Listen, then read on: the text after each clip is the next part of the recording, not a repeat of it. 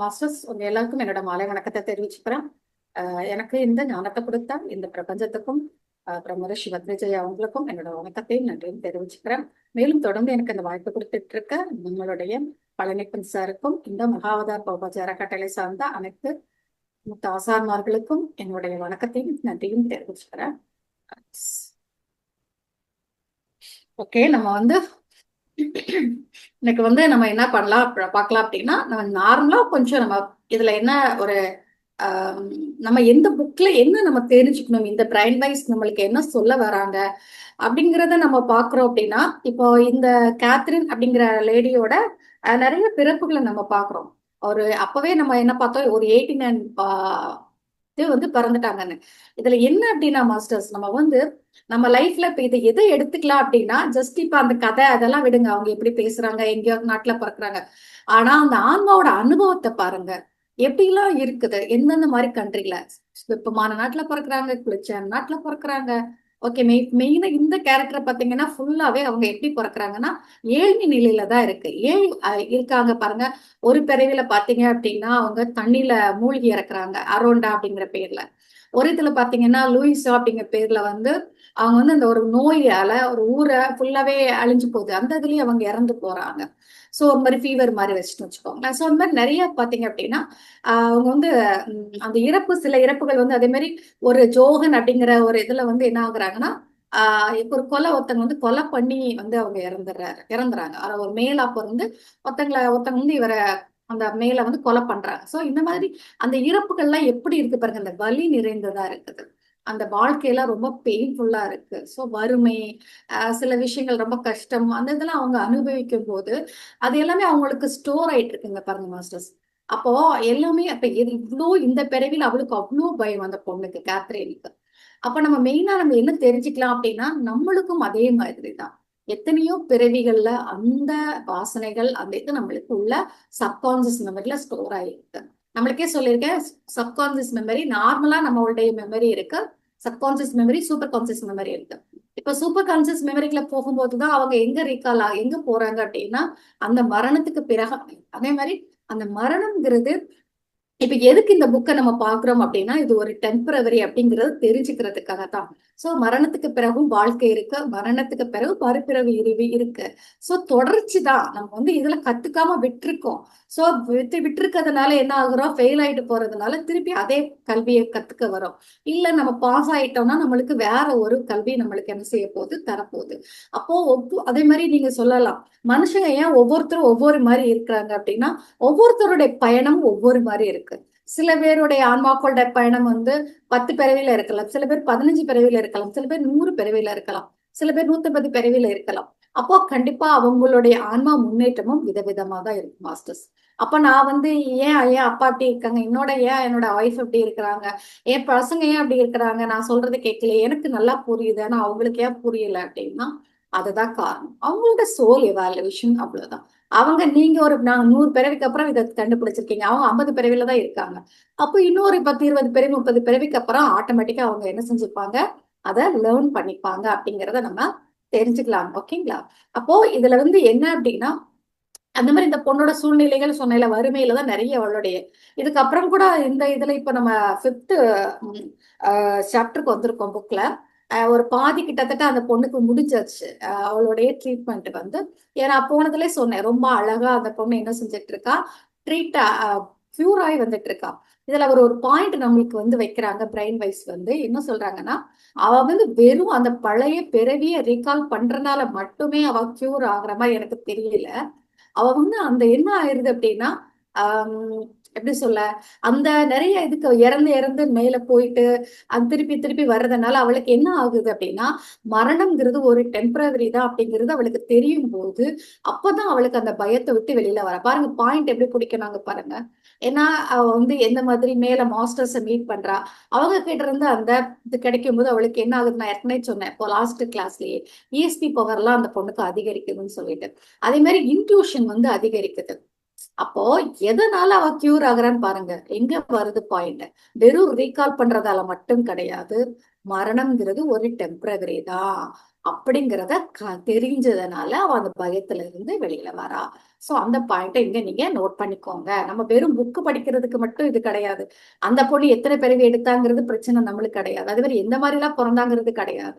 அதுல இருந்து நம்ம என்ன தெரிஞ்சுக்கிட்டோம் அப்படிங்கிறது தான் இந்த இடத்துல. அப்போ இன்னொரு பிறவியை ரீகால் பண்ணும்போது என்ன ஆகுதுன்னா, அது ரொம்ப வறுமையான ஒரு பிறவி. ஒரு நம்ம ஏசியன் இதுல பிறக்குறாவ, அதாவது நம்மளுடைய காண்டினென்ட்ல பிறக்குறா. ரொம்ப அந்த பிறந்ததுல இருந்து ஒரு வறுமையான ஃபேமிலியா, ஒரு ரொம்ப நம்ம சொல்லுங்க சாப்பாடுக்கே கிடைக்காது பார்த்தீங்கன்னா, ஒரு நேரம் சாப்பாடு கிடைக்கும். சோ அந்த மாதிரி ஃபேமிலில இருந்து அதுலயே வயசாகி அதுலயே அந்த பொண்ணு இறந்து போறான். அப்ப பாருங்க அவங்களுக்கு எப்படி ஒரு அனுபவம் கிடைச்சிருக்கு பாருங்க.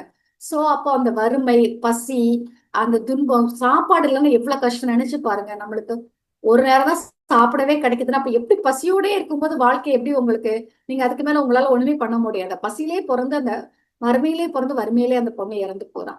ஆனா அதுக்கப்புறம் அவளுக்கு என்ன இருக்குன்னா, அந்த ஒலிக்கீற்று ஆஸ் யூஷுவல் சொல்றான், நான் ஒலிக்கீட்டுக்குள்ள போறேன், நான் மிதந்து போறேன். அப்போ அவங்க மேலே வந்து அந்த மாதிரி என்ன செய்யுது அவளுக்கு நல்ல ஒரு வரவேற்பு கிடைக்குது. ஒரு ஏஜ் ஆகி எல்லாமே இது பண்ணிதான் அந்த பொண்ணு இறந்து போகிறான். சோ அங்கேயும் வந்து அந்த மாஸ்டர் ஸ்பிரிச்சுவல் மாஸ்டர்ஸ் வந்து சொல்றாங்க. ஏன் அப்படின்னா நான் அவன் அங்கேயும் என்ன சொல்றாங்கன்னா, உங்களுக்கு வந்து நான் வந்து டீச் பண்றேன் எல்லாம் செய்யறேன். ஆனா அந்த பிராக்டிக்கல் செஷன் எங்கதான் இருக்கும் மாஸ்டர்ஸ்? நம்மளுடைய பூலோகத்துலதான். நீங்க எவ்வளவுதான் படிக்கலாம். நீங்க படிச்சு நான் படிச்சுட்டு நம்ம சொல்லிட்டே இருக்கலாம். ஆனா எக்ஸாம் பேப்பர்ல எழுதி எவ்வளவு மார்க் வாங்குறீங்கன்னு தெரிஞ்சாதானே நீங்க என்ன படிச்சீங்கன்னு தெரியும். அப்படிதானே? சோ எதுக்காக எக்ஸாம் நம்மளுக்கு வைக்கிறாங்க? நீங்க எவ்வளவு அந்த சப்ஜெக்ட தெரிஞ்சுக்கிட்டீங்க, உங்களால எவ்வளவு புரிஞ்சுக்க முடிஞ்சுச்சு, உங்களால எவ்வளவு வந்து மார்க் வாங்க முடியும், மீன்ஸ் நீ எவ்வளவு புரிஞ்சுக்கிட்டீங்க, எவ்வளவு அண்டர்ஸ்டாண்ட் எடுத்துக்கிட்டீங்க, அதை தெரிஞ்சுக்கிறதுக்கு தான் நம்மளுக்கு ஒரு டெஸ்ட். அதே மாதிரி மேல நீங்க எவ்வளவுதான் கத்துக்கலாம். நம்மளுக்கு மாஸ்டர்ஸ் நிறைய ஐடியா கொடுப்பாங்க. நீங்க அடுத்த பிறவில இப்போ நான் வந்து மேல போனோடனே தெரிஞ்சிடும் நான் பண்ண தப்பெல்லாம். இப்ப நான் ஒரு சூழ்நிலையை வந்து நான் சூஸ் பண்ணி எடுத்துட்டு போயிருந்திருப்பேன். ஆனா அதே இதை வேற மாதிரி எடுத்துட்டு போயிருந்தா இன்னும் நல்லா இருந்திருப்பேன் நானு. அது எனக்கு அப்ப தெரிஞ்சிருக்காது. ஆனா மேல போனதுக்கு அப்புறம் நான் கத்துப்பேன்.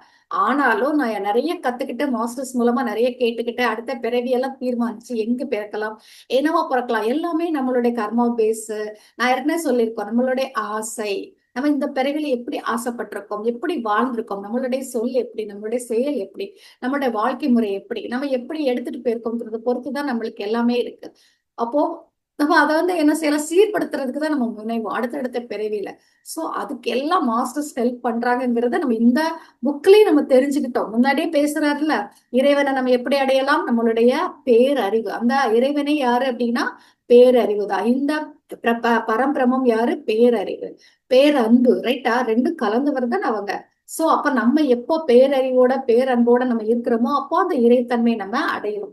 சோ அது வழியா நீங்க என்ன செய்யலாம், போகலாம் அப்படிங்கிறது தான். அறிவுங்கிறது வேற, ஞானம்ங்கிறது வேற. அப்படிதான் இன்ஃபர்மேஷனை ஃபுல்லா கலெக்ட் பண்றதுங்கிறது வேற, அதை லைஃப்ல அப்ளை பண்ணி நம்ம தெரிஞ்சுக்கிறதுங்கிறது வேற. சரிங்களா? அப்போ வந்து மறை சொல்லலாம், படிச்சவங்க கிரிமினலா இருக்கலாம். ஆனா ஞானம் அடைஞ்சவங்க என்னைக்குமே எப்படி இருக்க மாட்டாங்க, கிரிமினலா இருக்க மாட்டாங்க. ஏன்னா அவங்க வந்து ஒரு புரிதலோட இருப்பாங்க. வாழ்க்கையில அப்ளை பண்றதுக்கு ரெண்டுக்கும் டிஃபரன்ஸ் தெரிஞ்சுக்கோங்க. அதனால படிச்சோம் அப்படிங்கிற மமதை நம்மளுக்கு வேண்டாம். நாங்க நிறைய படிச்சுட்டோம், அது எல்லாமே இன்ஃபர்மேஷன் தான் கலெக்ட் பண்ணி வச்சிருக்கீங்க. ரைட்டுங்களா? உங்களுடைய வாழ்க்கைக்காக, நம்மளுடைய பொருளாதாரத்தை உயர்த்திக்கிறதுக்காக நிறைய தெரிஞ்சுக்கிட்டு அதுவும் வேலை பார்த்து நம்ம சம்பாதிக்கிறோமே தவிர நம்ம அவ்வளவு பெரிய அப்பட்டக்கர் கிடையாது. எப்போ லைஃப்ல அப்ளை பண்ணி அடுத்து ஃபர்தரா நம்ம புரிஞ்சு ஸ்டெப்புக்கு போறோமோ அது மட்டும்தான் உங்களுக்கு வந்து ஹையர் லெவல்ல உதவும் மாஸ்டர்ஸ். ஞாபகம் வச்சுக்கோங்க. நீங்க நீங்க பொருளாதாரத்துல எவ்வளவு பெரிய இதா இருந்தாலும் நம்ம வந்து எதுவுமே நம்ம கத்துக்கல அப்படின்னா திருப்பி ரிப்பீட் ஆகி வந்து அடுத்தது திருப்பி அதே தான் நம்ம கத்துப்போமே தவிர பெருசா நம்மளால வந்து இப்ப சொல்லலாம் நீங்க பெரிய ஆளுங்கிறதுக்காக மத்தவங்க புகழலாம், பாராட்டலாம், உங்களை வந்து எப்படி சொல்றது, ஒரு உங்களுக்கு ஒரு பதவி கொடுத்துருக்கலாம், எல்லாம் இருக்கலாம். ஆனா மேல அதனால எந்த யூஸும் கிடையாது. அதனால நம்ம என்ன சொல்றாங்க எந்த புக்லயுமே, உங்களுக்கு கிடைய இந்த பிறவில எவ்வளவு தூரம் உங்களால உங்களை வந்து விஸ்டம் எடுத்துக்க முடியுமோ அவ்வளோத்தையும் எடுத்துக்கோங்க அப்படிங்கறத என்ன செய்யறாங்க, சொல்றாங்க. மெயினா அதுதான். சோ இந்த பிறவில அதான் சொல்ற ஆசியன்ல வந்து அந்த பொண்ணு அந்த பிறக்கா, அதெல்லாம் நான் சொல்லிட்டேன். அப்போ வந்து அதுல வந்து நார்மலா அதெல்லாம் நிறைய சொல்லியிருக்காங்க.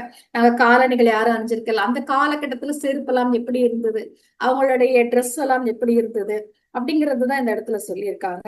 அதே மாதிரி காயத்தை வந்து குணப்படுத்துறதுக்கு என்ன பண்றாங்களாம் தெரியுமா மாஸ்டர்ஸ், இலையை வச்சு கட்டுறாங்களாம்.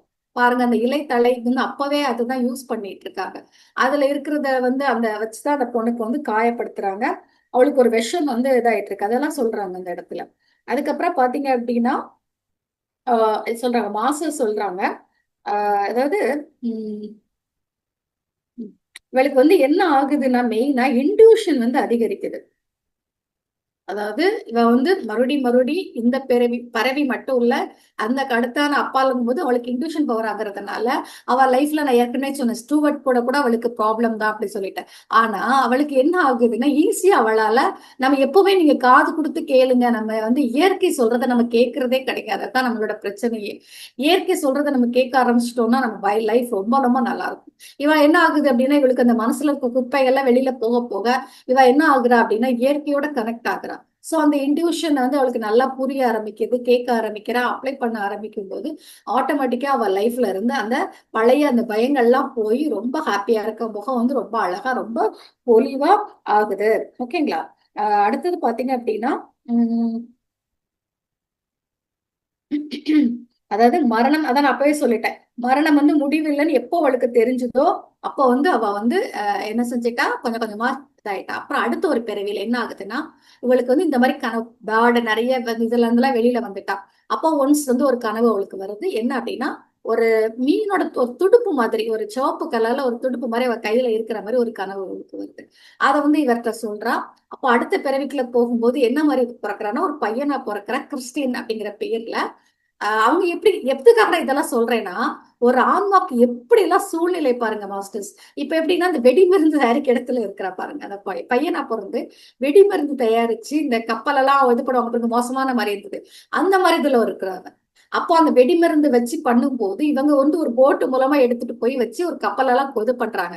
அப்போ அந்த கப்பல்ல இருக்கிற ஒரு உலோகம் வந்து அந்த அங்க இருந்து பட்டி இவ கையில தெரிச்சிருது. அதுதான் அந்த ரெட் கலர், அது ஒரு நெருப்பு இதுல இருந்து தெரிச்சு அவளுக்கு ஒரு கை காயம் வந்துட்டு நிறைய பேர் அதுல இறந்துடுறாங்க. நான் அந்த பையன் வந்து என்ன செஞ்சிடறான், பொழைச்சிடுறான். பொழைச்சிட்டு திருப்பி லைஃப் லாங்கா வந்து வயசானதுக்கு அப்புறம் தான் அந்த கேரக்டர் வந்து இறந்து போகுது. கேரக்டர் சாரி, கிறிஸ்டின் அப்படிங்கிற கேரக்டர், அவர் மேல் கேரக்டர். சோ அப்ப பாருங்க, அதாவது அந்த ஒரு கேத்ரின் அப்படிங்கிற ஒரு பொண்ணுக்கு எப்படி எல்லாம் அனுபவம் நடந்திருக்குன்னு பாருங்க. அப்போ நம்ம ஏன் நான் இதுக்கு சொல்றேன் அப்படின்னா இதெல்லாம் ஒரு டப்பா தூசி மாதிரி தட்டி விட்டு போயிட்டே இருக்கலாம்ன்ற.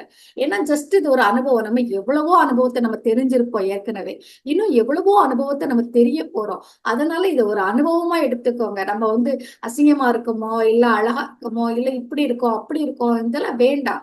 அதே மாதிரி நம்ம வந்து 1000 வருஷம் இங்க வாழ போறது இல்ல, 2000 வருஷம் இங்க வாழ போறோமா என்ன, 100 வருஷம் கூட இப்பெல்லாம் வாழ்க்கையில இல்லைங்களே. எப்ப யாருக்கு என்னன்னு தெரியாது. சோ அப்போ வாழ்க்கை இருக்கிற வரைக்கும் அந்த அனுபவத்தை சேகரிச்சுக்கிட்டு ஹாப்பியா வாழணுங்கிறதுக்காகத்தான் மறுபடியும் சொல்றேன் இந்த புக்கு. வேற உங்களை வந்து பயமுறுத்துறதுக்கெல்லாம் வந்து இதுல இல்ல. சோ அப்ப அந்த சொல்றா, நான் வந்து இந்த மாதிரி ஒரு டிஃப்ரெண்டான செப்பல்லாம் போட்டிருக்கேன் அப்படின்னு சொல்லி சொல்றா. அப்புறம் பாத்தீங்க அப்படின்னா அதுல வந்து இவங்க குடிக்கிறாங்களாம். எப்படி குடிக்கிறாங்க பாருங்க. குடிக்கிறது கூட அந்த காலத்திலேயே பாருங்க எப்படிலாம் அந்த அந்த மதுலாம் இருக்கு. அது கூட ஒரு மாதிரி எப்படி சொல்ற அப்படின்னா உலோக பட்டையால ஏதோ வித்தியாசமா இருந்துச்சாம். அந்த ரொம்ப பிளாக்கா கருப்பா பிளஸ் கசப்பா இருந்தது அப்படிங்கிற மாதிரி அவ சொல்றா. அதெல்லாம் சொல்லிட்டு என்ன பண்றா, அப்பதான் நான் சொன்னேன் அவளுக்கு வந்து இந்த மாதிரி ப்ராப்ளம் ஆகுது. என்ன ஆகுது அப்படின்னா அதான் ஒரு போர் மாதிரி சண்டை மாதிரி நடந்துட்டு இருக்காங்க. அப்ப அந்த வலி கூட இப்போ அவளுக்கு அங்க ரீகால் ஆகுது. அங்க உள்ள வலி கேத்ரினுக்கு வந்து என்ன செய்யுது, ரீகால் ஆகுதுன்னு சொல்றாங்க. சோ அந்த பிறவிலையும் என்ன செய்யறாரு, வயசான பிறகு என்ன செய்யறாப்ல, இறந்து போறாங்க. அது எதாலன்னா நெஞ்சு வலியால. சோ ஏஜ் நல்ல ஏஜ் ஆகி தாத்தாவானதுக்கு அப்புறம் தான் இறந்து போறான். ஆனா அப்போ வந்து நினைக்கிறான் என்ன அப்படின்னா இப்போ பாருங்களேன், அந்த கிறிஸ்டியனோட பெயின் வந்து இவளுக்கு இருக்காண்டா, எப்படி இருக்குன்னு பாருங்களேன், இவ்வளவு கஷ்டம். ஆனா இவர் பயப்படுறாரு, ஐயோ அங்க உள்ள ஹார்ட் அட்டாக் இவளுக்கு வந்துடக்கூடாதே அப்படின்னு சொல்லிட்டு. ஆனா என்ன ஆகுதுன்னா அவன் எப்போ அந்த கிறிஸ்டியன்ங்கிற பிறவி அந்த அவர் இறந்து போறாரோ ஆட்டோமேட்டிக்கா இவ வந்து அந்த வழியில வந்து என்ன செஞ்சிடறா, ரிலீஃப் ஆகி என்ன செய்யறா அப்படின்னா இந்த இடத்துல ரொம்ப அழகா சொல்லியிருக்காங்க. ஆஹ் நான் இப்போது சுதந்திரமா இருக்கிறேன்னு சொல்லி சொல்றாப்ல.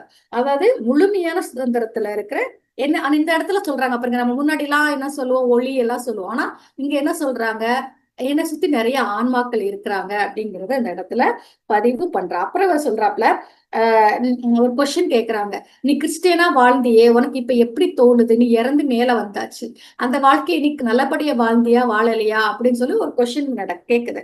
அப்ப இவ என்ன சொல்றா, நான் வந்து எனக்கு வந்து இன்னும் நான் நிறைய பேரை மன்னிச்சிருந்திருக்கலாம், நான் இன்னும் நிறைய பேரை வந்து கூட ஹாப்பியா வாழ்ந்திருக்கலாம். நான் மெயினா மன்னிக்கலன்னு சொல்றேன். நல்லா ஞாபகம் வச்சுக்கோங்க. எதுக்காக இந்த பாயிண்ட் சொல்றோம்னா நம்ம இந்த பிறவில நிறைய பேர் மன்னிக்காமலே இருக்கோம் மாஸ்டர்ஸ். ஓகேங்களா, மன்னிச்சிருங்க. யாரையும் நீங்க என்ன செய்ய வேண்டாம். உங்களே துன்புறுத்தவே செஞ்சுக்கட்டும் பரவாயில்ல. ஆனா என்ன செஞ்சிருங்க, மன்னிச்சிருங்க. உங்களுக்கு வலி கொடுத்தவங்களுக்கு கூட மன்னிங்க. சோ அததான் இங்க சொல்றாங்க. ஏன்னா மன்னித்தல் வந்து ரொம்ப ரொம்ப நல்ல குணம். மன்னித்தல்ங்கிறது அவங்கள மட்டும் சரி பண்ணாது. உங்களையே உங்களுடைய அந்த உள்ள இருக்கிற அந்த ஆன்மா அவ்வளோ ஹாப்பியா இருக்கும். நீங்க ரொம்ப ஹாப்பியா இருக்கலாம். குணப்படுத்தல் உங்களுக்கு ஈஸியா நடக்கும். அதனால மன்னிச்சிருங்க. சோ அததான் இவங்க சொல்றாங்க. நான் வந்து இந்த மாதிரி நான் செஞ்சிருக்கலாம், மன்னிச்சிருக்கலாம். என்னோட காயத்தை என்னோட மனசுல அடக்கி வச்சுக்கிட்டே இருந்தேன். அதை கூட நான் என்ன செஞ்சிருக்கலாம், வெளிப்படுத்தி இருக்கலாம். அதை சுமந்துகிட்டே இருக்கிறதுனால இதை அப்படியே நான் வந்து இதாக்கிட்டே இருக்கேன் அப்படின்னு சொல்லி சொல்றான். சொன்னே அப்ப வந்து இவ சொல்லிட்டே இருக்கும்போது அவ சொல்றா, எனக்கு நான் வந்து 2 கண்ணை பாக்குறேன், கொஞ்சம் கண்ணை பாக்குறேன்னு. யார் கண்ணை பாக்குற அப்படின்னு சொல்லி இவர் கேட்கிறாரு. அப்போ அந்த ஆசான்கள் இருக்காங்க பாருங்க, மேல இருக்கிற ஆசான்கள். சோ அவங்களுடைய கண்ணை நான் பாக்குறேன் அப்படின்னு சொல்லி சொல்றா அந்த பொண்ணு வந்து. அப்போ உடனே இவ என்ன சொல்றா அப்படின்னா, நான் வந்து என்ன செய்யணும், காத்திருக்கணும், சில விஷயத்த ஆழமா சிந்திக்கணும் அப்படின்னு சொல்றேன். புரியுதா உங்களுக்கு நான் எது சொல்றேன் அப்படின்னா, நம்ம ஒன்ஸ் வந்து நம்மளுடைய பிசிக்கல் பாடியில இருக்கும்போது மட்டும்தான் நம்மளால எல்லாம் பண்ண முடியும் மாஸ்டர்ஸ். ஞாபகம் வச்சுக்கோங்க. நம்ம ஒன்ஸ் பிசிக்கல் பாடியை விட்டுட்டு மேல போயிட்டோம்னா நம்மளால எதுவுமே பண்ண முடியாது. அதனால முடிச்ச வரைக்கும் நம்ம வந்து எல்லாத்தையும் மன்னிச்சு மறந்து நம்ம ஹாப்பியா அந்த கார்மிக் முடிக்கிறதுக்கு நம்ம பார்க்கலாம். சோ நிதானமா வாழ்க்கையை எடுத்துட்டு போகலாம். ஓகே, இந்த பூலோகத்துக்கு பணம் எல்லாம் தேவைதான். சோ பணம் சம்பாதிக்கிறது, குழந்தைகளை பாத்துக்கிறது, குடும்பத்தை பாத்துக்கிறது, எவரிதிங் ரெஸ்பான்சிபிலிட்டி, நான் அதெல்லாம் எல்லாமே பார்க்கணும் தான். ஆனா அதையும் தாண்டி நிம்மதியா வாழுங்க, அவ்வளவுதான். நீங்க வந்து பெருசா வந்து ஒண்ணும் பண்ணலாம் வேண்டாம். நிம்மதியா வாழலாம். ஏதோ ஒரு அனுபவமா எடுத்துக்கோங்க. எங்க ஒரு இடத்துல ஸ்டக் ஆகுறீங்கன்னா ஒண்ணுமே இல்லை, நம்ம இதுல விட்டு வெளியில வந்துடலாம். இதுல நம்மளுக்கு என்ன கற்றல் இருக்கு அதை தெரிஞ்சுப்போம். அந்த மாதிரி கொஞ்சம் மாத்தி யோசிங்க. சோ இப்படி ஒரே மாதிரி யோசிக்காம கொஞ்சம் மாத்தி யோசிங்க. அததான் இவ சொல்றா. நான் வந்து உம் எனக்கு வந்து நான் என்னோட லைஃப்பை நான் வந்து வேஸ்ட் பண்ணிட்டேன்னு தான் இப்ப சொல்றேன் அந்த பொண்ணுமே. அதுக்கப்புறம் இந்த மாதிரி இந்த ஸ்பிரிட் மாஸ்டர்ஸ்க்கு நான் வந்து வெயிட் பண்றேன் அப்படின்னு சொல்லி சொல்றான். சோ அந்த ஆசான்களுக்கு வெயிட் பண்ணும்போது அப்ப எப்படி, அப்பனா அவங்களே கூப்பிடுவாங்க, நான் வெயிட் பண்றேன் அது வரைக்கும் அப்படிங்கிறதையும் அந்த பொண்ணு பதிவு பண்றான். அப்ப என்ன ஆகுது, இப்படி பேசிக்கிட்டே இருக்கும்போது பாத்தீங்க அப்படின்னா ஆட்டோமேட்டிக்கா என்ன மாறிடுது, குரல் மாறி எங்க போயிடுறா, மேல போயிட்டு அந்த மாஸ்டர்ஸ் பேச ஆரம்பிச்சிடுறாங்க. அவங்க சொல்றாங்க பாருங்க, இந்த உலகத்துல அதாவது ஏராளமான ஆன்மாக்கள் இருக்கின்றன. இவங்க சொல்றாங்க, நான் மட்டும் கிடையாது, கொஞ்சம் பொறுமையா இருங்க, நிறைய பரிணாமங்கள் இருக்கு, நிறைய தெரிஞ்சுக்கணும் அப்படின்னு சொல்லி சொல்றாங்க. அப்போ வந்து நான் இவதான் இவளும் சொல்றா, நான் வந்து வெவ்வேறு காலங்களில் வெவ்வேறு நிலைகளுக்கு சென்றிருக்கிறேன்னு சொல்லி சொல்றா. பாருங்க, ஒவ்வொரு நிலையும் உயர்ந்த விழிப்புணர்வின் ஒரு படிதான் சொல்லியிருக்காங்க.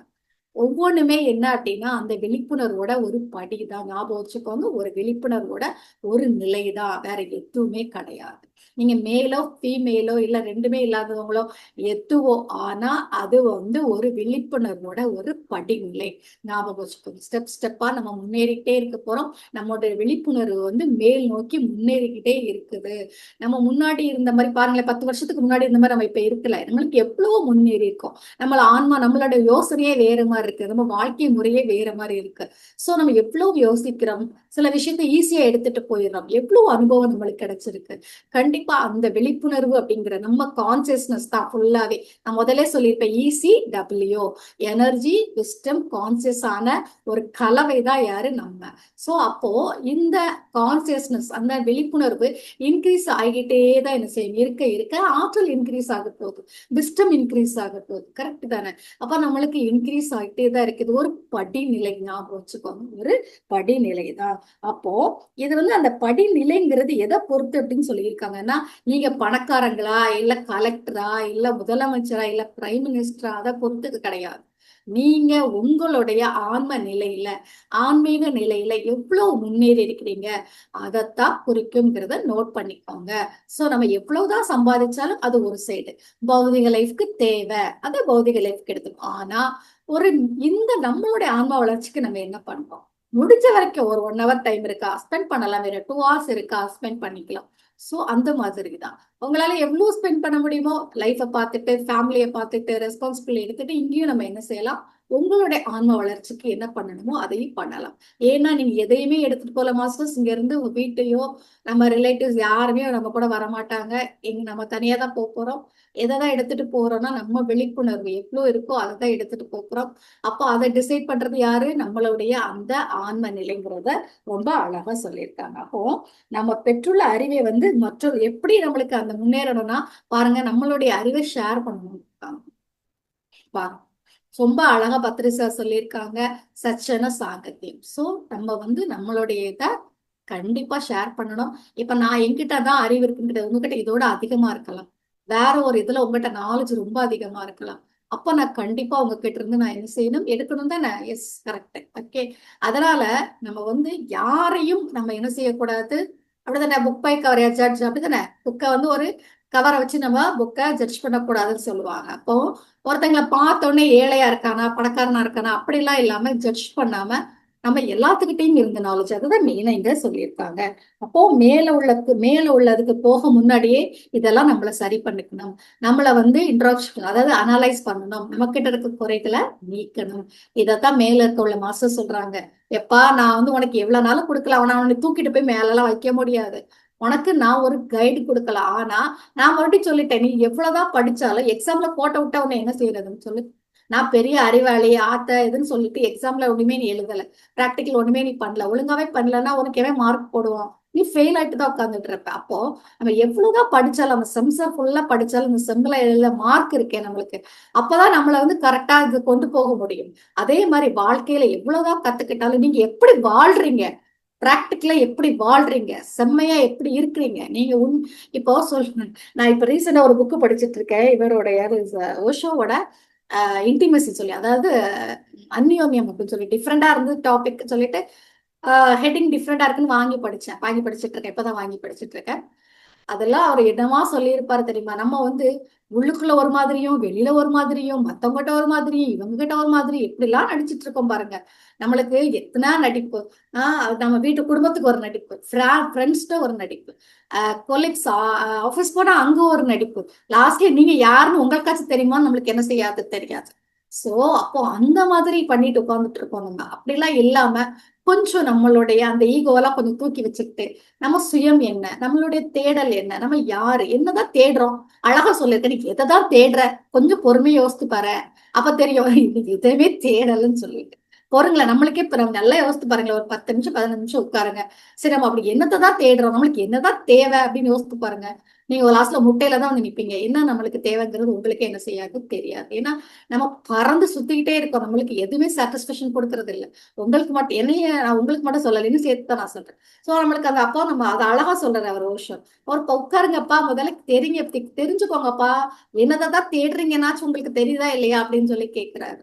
அப்போ தேடுதலை நீங்க எப்ப நிறுத்துறீங்களோ அப்போ உங்களுக்கு வந்து என்ன செய்யும், நீங்க தேடுனது கிடைக்கும்னு சொல்லி சொல்றாரு. ரொம்ப அருமையா இருந்துச்சு. அந்த அவர் படிக்கும்போது ஒரு அவ்வளவு ஹாப்பினஸ் இருந்தது. நான் அதாவது அந்த புக்ல என்ன சொல்லியிருக்காங்கன்னா, நம்ம எப்படி வாழணும், மத்தவங்க கிட்ட நம்ம எப்படி வாழணும். இன்டிமசின்னு சொல்றோம்ல, அந்யோன்யமா வாழ்ந்தா எல்லாம் ஹாப்பி பாருங்க. நம்மளுக்குன்னு ஒருத்தங்க இருக்கிறாங்க தான் நம்ம எல்லாம், அது நம்ம ஒரு குடும்பத்துக்காக எதுக்கு பண்றோம்? நம்மளுக்குன்னு ஒருத்தங்க வேணும், நம்மளுக்கு ஒரு வைஃப், நம்ம குழந்தைங்க, நம்ம ஹஸ்பண்ட், நம்ம பிள்ளைங்க எதுக்கு? நாளைக்கு ஏதோ உங்களுக்கு முடியலைன்னா அவங்கள பார்த்துப்பாங்க, செஞ்சுப்பாங்க, உங்களுக்கு ஒரு ஆறுதலா இருப்பாங்க, அதுக்கு தான். ஆனா அவங்க கிட்டே நம்ம வெளிப்படையா நம்ம என்ன செய்யறது இல்ல, பயங்கர ஆக்டிங். உள்ள ஒண்ணு நினைச்சிட்டு வெளியில ஒண்ணு பேசிட்டு உட்கார்ந்துட்டு இருப்போம். அதனாலதான் பாதி வியாதியே வருது. யார் ஒரிஜினலா உண்மையா வாழ்றோம் சொல்லுங்க. அப்போ அந்த ஒரு அந்த வெளிப்படை இல்லைன்னா உங்களுக்கு அந்த இதுவே வராதுன்றாங்க. இயற்கையா உங்க கூட ஜாயின் ஆகாதுன்றாரு அவரு. நீ முதல்ல ஒரு நாடகம் நடிச்சுட்டு உட்கார்ந்துட்டு இருக்கே, உங்ககிட்ட யார் வருவாங்கன்றாரு. சோ அதே மாதிரிதான் மாஸ்டர்ஸ், நம்ம வந்து என்னைக்குமே ஒரு எவ்வளவுதான் கேட்டாலும் லைஃப்ல இம்ப்ளிமெண்ட் பண்ணல அப்படின்னா ஜீரோ தான் அது. உங்களுக்கு மார்க்கே கணக்கு கிடையாது, ஜீரோ தான். 100 போடணும்னா என்ன செய்யணும்? வாழ்க்கையில பண்ணாதான் பக்கத்துல ஒண்ணெல்லாம் என்ன செய்யலாம், போடலாம். அததான் இந்த மெயினா சொல்லி இருக்கிறாங்க. அதே மாதிரி சொல்லியிருக்காங்க, உனக்கு உங்களோட வைப்ரேஷன், இப்போ நான் எனக்கு என்னோட வைப்ரேஷன் இருக்கு ஃப்ரெண்ட்ஸ் எல்லாம் நான் எப்படி செலக்ட் பண்ணுவேன் தெரியுமா? என்னே மாதிரி அதிர்வெண்கள் இருக்கக்கூடிய ஃப்ரெண்ட்ஸ் தான் நான் செலக்ட் பண்ணுவேன். அதே மாதிரி என்னோட லைஃப் பார்ட்னர் கூட நான் அப்படிதான் நான் செலக்ட் பண்ணி இருந்திருப்பேன். சோ அதே மாதிரிதான் நீங்களும் பண்ணுவீங்க. அதை என்ன சொல்றாங்கன்னா, அந்த மாதிரி இருக்கவங்க கிட்ட நீ சொல்றதை விட அதுக்கு மேல இருங்க, அதுக்கு கீழே இருங்க எல்லாம் பழகி உன்னோடத அவங்க கிட்ட ஷேர் பண்ணிட்டு மேல இருக்கவங்க கிட்டையும் ஷேரிங் கேட்டுக்கிட்டு எல்லாமே நீ பண்ணும் போதுதான் அடுத்தடுத்த பரிணாமத்துல என்ன செய்ய முடியும்னால உயர முடியும் அப்படின்னு சொல்லி இருக்கிறாங்க. சோ எப்பவுமே கொஞ்சம் வெளிப்படைத்தன்மையா இருக்கலாம், மனசை திறந்து வைக்கலாம், கொஞ்சம் ஓப்பன் ஹார்ட்டடா இருக்கலாம். அப்படி க்ளோஸ்லயே இருந்துட்டே இருந்தோம்னா செத்து தான் போகணும், வேற ஒண்ணுமே பண்ண முடியாது. சரி, எல்லாரும் செத்து தான் போறோம். ஆனா அது என்ன ஆகும் அப்படின்னா உங்களுக்கு வந்து எந்த ஒரு நம்ம என்ஜாய் பண்ண முடியாது. நான் சொன்னேன்ல, ஓப்பன் ஹார்ட்டா இருந்தா தானே மாஸ்டர்ஸ். மனசை திறந்து வைங்க, ஒரு வெளிப்படைத்தன்மையே இருங்க. சோ அது எல்லாமே என்ன அப்படின்னா எல்லா புக்கும் அதுதான் உங்களுக்கு சொல்லிட்டு இருக்கு. இதுதான் அழகா சொல்லியிருக்காங்க. அப்போ மெயினா எல்லாத்துக்கும் என்ன செய்யணும்னு சொல்லியிருக்காங்க. இப்ப முடிச்சிடலாம். இதோட எல்லாருக்கும் என்ன செய்ய சொல்றாங்க, உதவணும். அப்போ நம்மளோட அதிர்வன்கள் கீழே இருக்கவங்க கிட்டையும் சரி, மேல இருக்கவங்க கிட்டையும் பழகி எல்லா விஷயங்களையும் நம்ம எடுத்துக்கணும். நம்ம மட்டும் ஒரு கூட்டை மட்டும் சின்ன ஒரு கூட்டி போட்டுக்கிட்டு அதுக்குள்ள மட்டும் உட்காந்துக்க கூடாது. என்னோட ஃப்ரெண்ட்ஸ், என்னோட இது, நான் எனக்கு ஏத்தாப்புல மட்டும் உள்ளவங்கட்டனா நான் என்ன பெருசா எனக்கு நாலேஜ் கிடைக்க போகுது. நான் சொல்றதை எல்லாரும் ஆமா ஆமா தான் சொல்ல போறாங்க, இல்ல அவங்க சொல்றதை நம்ம ஆமா ஆமான்னு சொல்ல போறோம். ஆனா நம்மளுக்கு கீழே உள்ளவங்க கிட்ட, நம்ம கிட்ட மேல உள்ளவங்க கிட்ட போனா தானே உங்களுக்கு நிறைய கிடைக்கும். சொல்லுவாங்கல்ல, ஒரே ஜாதிக்குள்ள கல்யாணம் பண்ணி ஒரே மதத்துக்குள்ள கல்யாணம் பண்ணி அதை தாண்டி யோசிக்காம அப்படிதானே நம்ம இருக்கிறோம். சட்டிப்பானைக்குள்ள இதுக்குள்ள மாதிரி சொல்லுவாங்க. அதே மாதிரி இல்லாம ஒரு அடுத்த இதுக்கு கொஞ்சம் வெளியில போய் வேற ஸ்டேட்டுக்கு போய் வேற மொழியில கத்துக்கிட்டு கொஞ்சம் நிறைய விஷயங்களை எல்லார் கூடயும் கலந்துக்கிட்டு சோ அந்த மாதிரி வளர்த்துக்கிட்டீங்க அப்படின்னா கண்டிப்பா அந்த ஓப்பன் மைண்ட் உங்களுக்கு வரும். சரியா, உங்களுக்கு மட்டும் இல்ல, எனக்கும் சேர்த்துதான் நான் சொல்றேன். இன்னும் நானுமே என்ன செய்யணும், நிறைய ஓப்பன் பண்ணிக்கிற கொஞ்சம் வேலைகள் அதிகம். தங்கச்சி ரிலேட்டிவ்லாம் அதனால எனக்கு ப்ரிப்பேர் பண்ண முடியல மாஸ்டர். ஸோ முடிஞ்ச வரைக்கும் சொல்லிட்டேன். அதனால கொஞ்சம் காமனா தான் சொல்லியிருக்கேன். ஒரு முடிஞ்ச நல்லா இருக்கும் அப்படின்னு நான் நினைக்கிறேன். ஸோ ரொம்ப ப்ரிப்பேர் பண்ணல என்னால. ஜஸ்ட் இப்போ ஒரு ஹாஃப் அன் ஹவர் என்னன்னு பார்த்துட்டு அப்படி உங்களுக்கு சொல்லியிருக்கேன். ஸோ பசங்கெல்லாம் வந்திருக்கிறதுனால அதுல போச்சு ஃபேமிலியோட. சார் சொன்னதுனால இங்க வந்து உங்களுக்கு கிளாஸ் எடுத்துட்டு இருக்கேன். ஸோ எனிவே என்ன சொல்றது, உங்களை சந்திச்சதுல எனக்கு ரொம்ப ரொம்ப சந்தோஷம் மாஸ்டர்ஸ். எப்படி சொல்றது, ரொம்ப ரொம்ப ஹாப்பி. இவ்வளவு நேரமும் என்னோட இதை கேட்டதுக்கு நன்றி நன்றி. நம்ம மீண்டும் சந்திப்போம். Yes, bye. Thank you thank you. நன்றி.